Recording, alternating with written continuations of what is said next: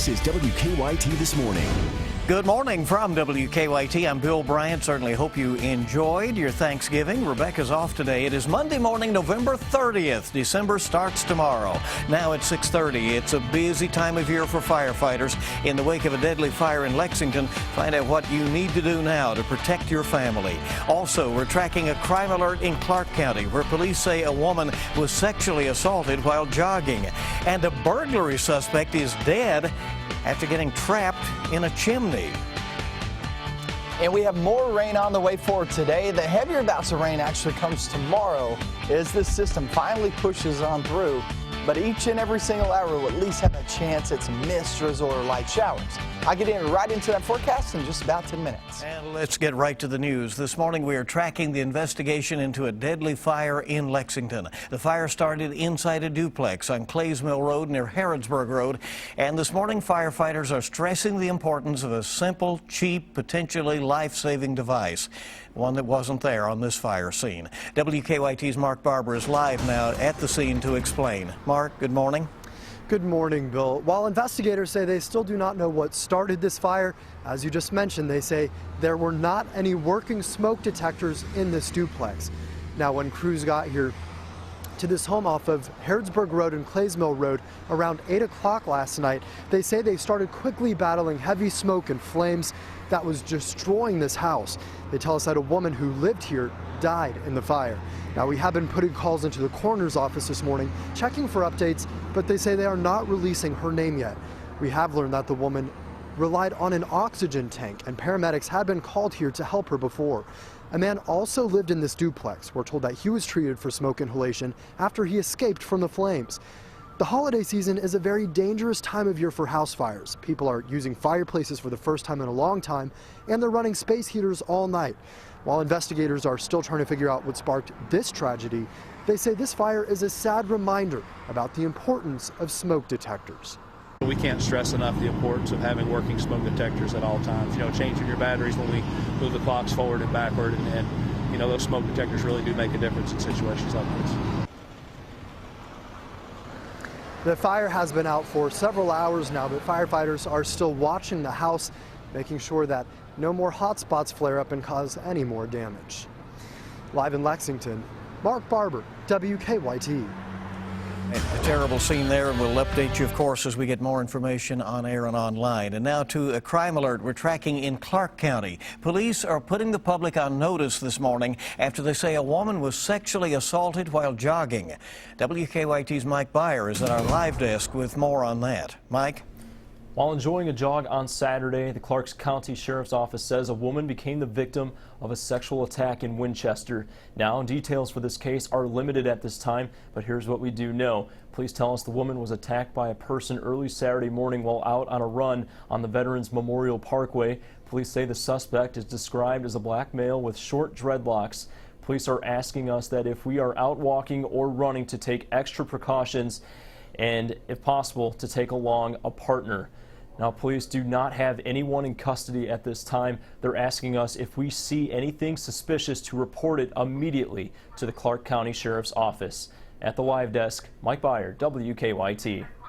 Mike, thank you. Cleanup crews were needed overnight in Laurel County where a train derailed. Dispatchers say a CSX train derailed north of East Bernstadt about 11:30 last night. About 5 or 6 rail cars went off of the tracks near Littontown Road. Dispatchers say the cars were empty and no roads had to be shut down because of that accident. It is a tough day for a Lexington family who is about to bury a murdered teenager. 18-year-old Jamaal Gossett was shot to death a week ago on Kent Drive in the Joyland neighborhood. Neighbors found him in the driver's seat of his SUV after hearing some gunshots. No arrests have been made. Gossett's visitation and funeral began at 11 o'clock this morning at Main Street Baptist Church in Lexington. One man was killed and 4 children injured in a crash in southern Kentucky. The Corbin News-Journal says 6 people were taken to the hospital yesterday when an SUV crashed into a guardrail and then flipped over several times on I-75 north of Williamsburg. The sheriff's office says 30-year-old Vantorium Favors from Georgia died in that crash. And that was one of a number of crashes on I-75 yesterday. Wet roads made conditions dangerous for thousands of drivers returning home from the long holiday weekend. A lot of backups, several crashes in Rockcastle County, none of those serious. And new this morning, a woman is okay after being kidnapped during a bizarre crime spree. Louisville police say John McClaney impersonated an officer to pull over a woman who he tied up and sexually abused. Police say he then used the woman's keys to get into a cell phone store where he then stole a safe. They were able to track him to a home where he barricaded himself in a garage. They were able to administer gas into the garage and fire a couple less lethal weapons, striking him. Then they were able to take him into custody. There's no doubt in my mind that Mr. McClaney is a violent person. I'm just glad that we were able to do some good police work and get to that house before he had a chance to kill her. The police chief says McClaney targets Cricket Mobile stores there, the phone stores. He pleaded guilty in another burglary case last year. And in 1997, he pleaded no contest to manslaughter in Nebraska. One of 3 people found dead earlier this month was scheduled to testify at an upcoming court-martial at Fort Campbell. Calvin Phillips was listed as a witness in the case of Major Christian Martin. Martin is charged with sexual assault and mishandling classified information. Detectives with the Christian County Sheriff's Department found Phillips' body inside a home on November 19th. They went there after finding the remains of 2 other people in a burned-out vehicle. Those remains have not been identified. The funeral is today for Assistant Powell County EMA Director Tim Addison. Tim Addison died Friday when he crashed into a semi on Campton Road near the Wolfe County line. The Powell County Courthouse will be closed today so that employees can attend his funeral, which starts at noon. A Kentucky jailer is okay after being dragged by a car that an inmate used to escape in. The Pike County jailer says an officer was escorting Arius Silcox from the hospital to a transport van and that a car suddenly pulled up next to them. Silcox quickly jumped in and told the woman driving to hit the gas. The deputy jailer tried to stop him and was dragged about 15 feet. Police later found Silcox at his sister's house. He is now charged with escape and assault of an officer.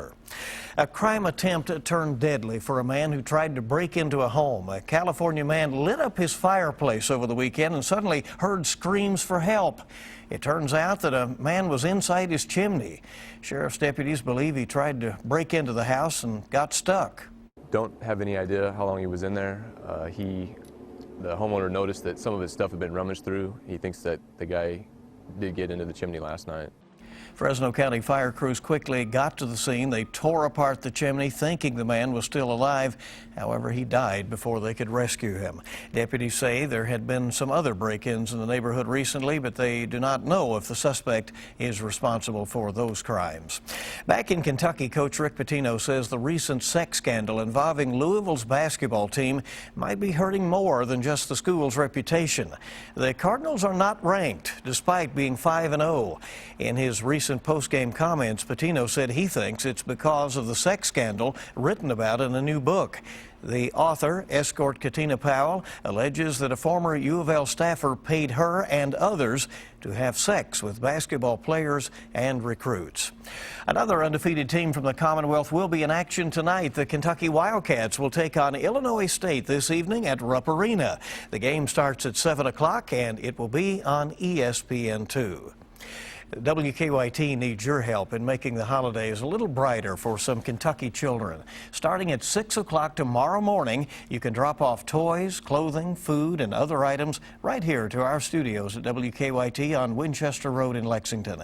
It's for the Mission of Hope Christmas collection, and those goods will go to children in some of the neediest parts of Kentucky. If you can't make it out, you can also donate money online.